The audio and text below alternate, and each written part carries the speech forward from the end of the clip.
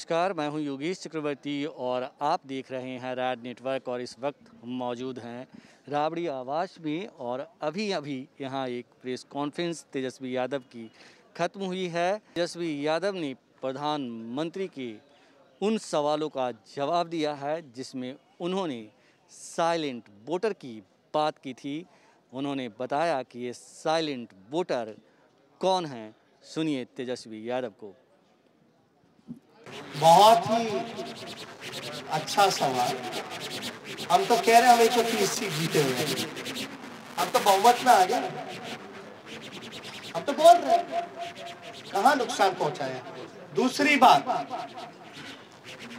Silent voter, ये silent voter देखिए, invisible voter.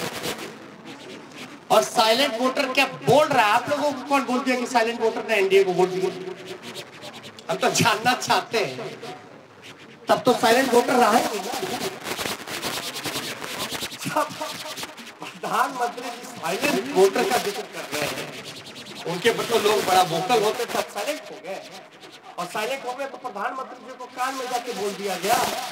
जब बोल ही दिया तो साइलेंट कहाँ रहे? ये साइलेंट वोटर थे ही नहीं। ये साइलेंट वही है जो इनविजिबल वोटर है, जो भी बीजेपी के प्रकोष्ठ है। एक वन बाय वन बन जाएगा। हाँ, नीतीश कुमार कहते हैं कि महिलाएं आज भी उनके साथ हैं, महिलाओं का साथ रहा, इसलिए उन्होंने सत्ता वापसी कैसे कर दी। दूसरी बात, आप कह रहे हैं कि हमारे साथ न्याय हुआ है, तो क्या न्याय पाने के लिए विरोध कर रहा है कि कटाएंगे आप लोग? देखिए, कौन किसके साथ है, कहाँ किसके साथ है, लेकिन हमारे आंकड़े के हिसाब से जो कैंडिडेट वहां रहे, हम तो 130 का है। हम तो ये कह रहे बिहार की जनता हमारे साथ है। आप क्यों जोड़ गुना भाग करा करके आप सरकार हथियाना चाहते हैं? पहली बात, महिलाओं की जहां तक बात आएगी तो जब सरकारी नौकरी मिलता है तो इसमें महिलाएं नहीं है। आप देखिएगा, महंगाई इतनी बढ़ गई तो क्या महिलाओं की किचन सिलेंडर का दाम क्या है? घर का बिजली बिहार में सबसे महंगा है। क्या वो महिलाओं को असर नहीं करता? ये मतलब तो अगर पहले नुकसान होता था अगर शराब का, घर का पैसे का, तो 200 रुपए का। आज नीतीश कुमार जी की वजह से जो ब्लैक मार्केट बन गया है, वही 200 रुपए से ज्यादा 500 रुपए का घाटा हो रहा है महिलाओं को। तो कहां से उनके साथ महिलाएं हैं? ये सब केवल एक स्क्रिप्टेड प्रोपेगेंडा चलाया गया है। और जो कि इस इलेक्शन में ये जितने स्क्रिप्टेड प्रोपेगेंडा चलाने की कोशिश की गई, अरे आपने तो देखा इस चुनाव में इतने शक्तिशाली पीएम हो, मुख्यमंत्री हो, अब शब्द भी मेरे को कहा, मेरे परिवार को कहा, फिर भी हम आशीर्वचन के तौर पर हमने चुनाव लड़ा। तो कहां से आपका? देखिए सिंपल, मैं तो सत्ता में बैठे लोगों से भी पूछना चाहता हूं कि आप बताइए प्रोसीजर क्या है पोस्टल का? गिनती की क्या प्रक्रिया है? क्या वो फॉलो हुई है, नहीं हुई?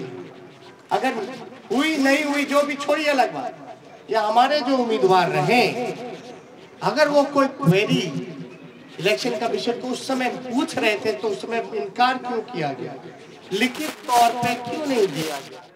और अब हम सभी उम्मीदवार जो है लिख करके इलेक्शन कमीशन को भेज रहे हैं। और हमको तो सीडी भी चाहिए, वीडियोग्राफी भी देखना है। इससे पहले कि मैं अगला सवाल तेजस्वी जी के लिए लूं, मैं एक चीज और उसमें जोड़ देना चाहता हूं कि इस बार सबसे बड़ा पोस्टल बैलेट का आधार था नियोजित शिक्षकों की। बिहार सरकार और उसकी मुखिया को मालूम था कि ये पूरी की पूरी नियोजित शिक्षकों का समुदाय शिफ्ट कर गया है, इसलिए इनवैलिड करने की कोशिश हुई। और वो सब चीजें हम एविडेंस के तौर पर मांगेंगे और इनके जीते हुए लोग हारेंगे।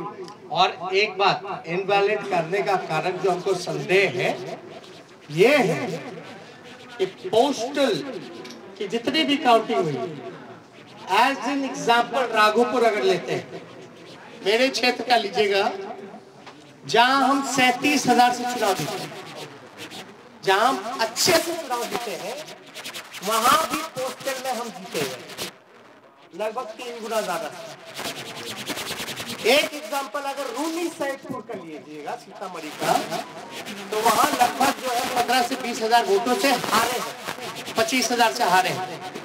लेकिन वो हारे हुए 15 से 20,000 क्षेत्रों में भी पोस्टल में एक तरफा हम लोग लीडिंग किए। यानी पोस्टल में जो मनोज यादव ने कहा कि ज्यादातर पढ़े लिखे लोग शिक्षकों का, नियोजित शिक्षकों का रहा है, जिन मुद्दों के साथ हम समान काम समान वेतन दिलाने की जो बात कही थी, हमारे पक्ष में वो वोट मिले जिसको रद्द किया गया।